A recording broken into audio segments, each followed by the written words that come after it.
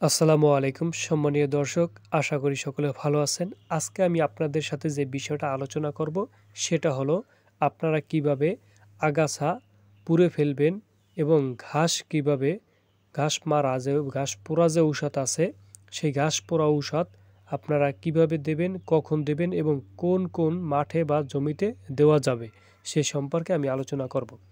সর্বপ্রথমে আপনাকে খেয়াল রাখতে হবে ঘাস মারা একটা ঔষধ আর ঘাস পোড়া আর একটা ঔষধ।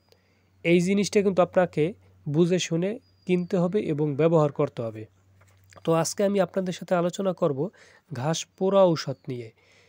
যেই ঔষধটা স্প্রে করে দিলে ঘাস একদম পুড়ে যায়, একদম পুড়ে শেষ হয়ে যায়, এই ঔষধটা সম্পর্কে।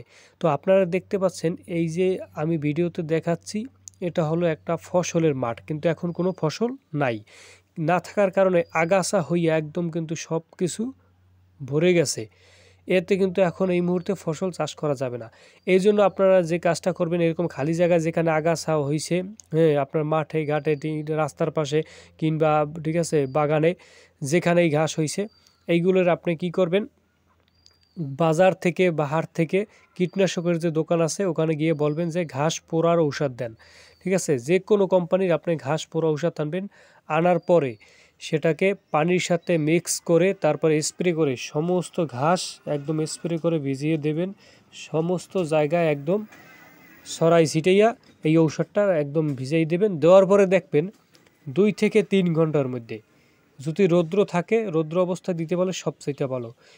রৌদ্র অবস্থায় দেওয়া হলো যে আপনার ঘাস পোড়া ঔষধ সবচেয়ে কাজ বেশি করে। তো এই যে আপনারা দেখতে পাচ্ছেন এই যে জমিতে আপনার দুপুরবেলা দিয়েছে, এখন বিকেল হয়েছে, এর মধ্যেই কিন্তু একদম ঠিক আছে সব পুড়িয়া লালচা হয়ে গেছে। তো ঘাস পোড়া যে ঔষধটা আছে এটা ভালোভাবে পানির সাথে মিক্স করে স্প্রে করে সমস্ত ঘাসে সব জায়গায়, ঠিক আছে, যেখানে ঘাস আছে সেই জায়গা দিয়ে দেবেন। তাহলে আপনার ঘাস একদম পুড়ে সব সাফা হয়ে যাবে। তারপরে আপনারা যে কাজটা করবেন, এই ঘাস পোড়া ঔষধ দেওয়ার কমপক্ষে 7 থেকে 10 দিন পরে ওই ক্ষেতে চাষাবাদ করে তারপরে যে কোনো ফসল আপনারা লাগান সেটা লাগাবেন।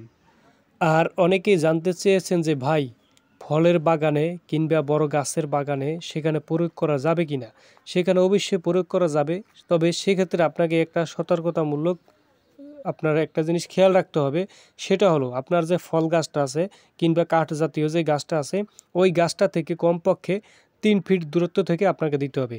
ওই গাছে কোনোভাবে যেন স্প্রে না লাগে, গাছের গোড়ায় যেন স্প্রে না পড়ে কিংবা গাছের কোনো শাখা কাণ্ডে যেন স্প্রে না লাগে।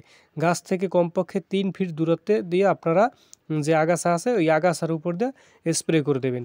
এই যে ফল গাছ আছে এই ফল গাছের গোড়ায় কিংবা আশেপাশে কিন্তু পড়া যাবে না, কমপক্ষে 3 ফিট দূরে সরাই দেবেন, তাহলে এইভাবে ব্যবহার করা যাবে। ধন্যবাদ সকলকে।